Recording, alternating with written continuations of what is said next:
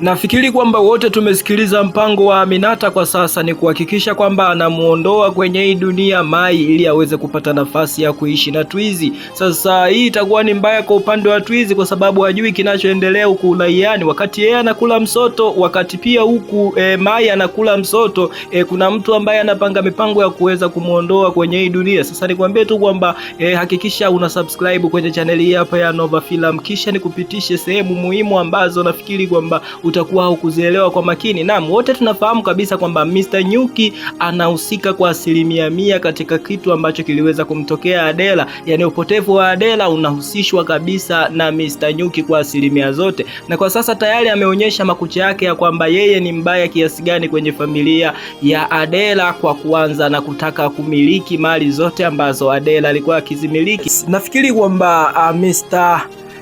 Twizy atakubaliana na ofa ambayo amepewa na Aminata, yani ili aweze kutoka humu ndani basi hakikishe kwamba anamfanya aweze kuwa mke wake wa pili. Hili ni jambo ambalo Mr. Twizy hataki kulisikia kabisa, kuongeza mke wa pili aliya kwamba anampenda Mai. Sasa itakuwa ni mbaya pia kwa sababu ninaona kuna dalili zote za hata Mai kuweza kukubaliana na proposal ama ofa ambayo alipewa na Aminata kuhusiana na kukubali yeye aweze kuwa mke mwenza. So nafikiri kwamba mambo yanakwenda kuwa tight sana episode inayofuata, yani episode ya 54. So unatakiwa usikose kabisa hata episode moja, kwa sababu yanayokuja huko mbele, ndugu mpenzi mtazamaji, yatakwenda kukufurahisha zaidi. Naam, wote tumeshuhudia kabisa kwamba kwa sasa maisha anayopitia Mr. Twizy huko gerezani sio maisha mazuri kabisa, japokuwa kuna watu wanampambania huku uraiani kuhakikisha kwamba anaweza kutoka, lakini inavyosemekana ni kwamba kesi inazidi kuwa ngumu zaidi, kwa sababu kwa sasa moja kati ya taarifa ambazo zimepatikana inasemekana kwamba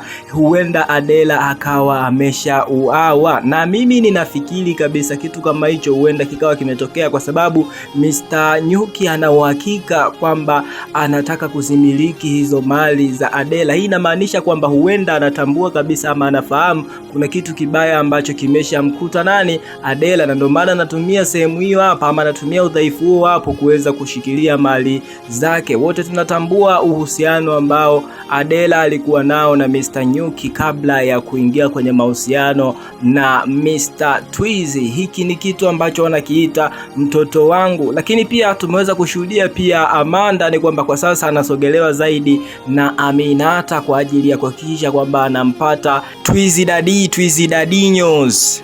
Naam, lakini rafiki yake amemwambia kwamba huo sio mpango mzuri. Mtu pekee ambaye anaweza kufungulia njia na milango bila kusahau madirisha ya kumpata Twizy ni Mai peke yake. Yani kiufupi ni kwamba unatakiwa kuweza kumuondoa kwenye uso wa dunia. Huo ni ushauri aliopewa na rafiki yake. Sasa Aminata sijui kama atautumia ushauri huo au ataendelea kumtumia binti ambaye anaitwa Amanda, mtoto wake na Twizy, kumpata baba yake. Nikwambie tu kwamba tukutane kwenye episode inayofuata.